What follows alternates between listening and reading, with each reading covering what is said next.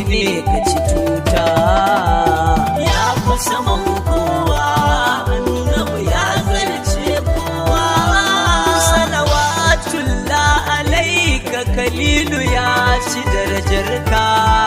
salawatullah alaika ruhuna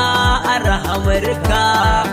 salawatullah alaika kalimu amin shi dominka salawatullah alaika mai isa mara iyaka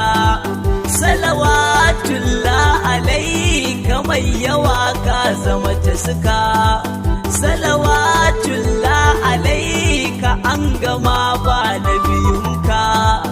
salawatullah alaika yawan shirunka da motsinka salawatullah alaika marar rabo shi zai barka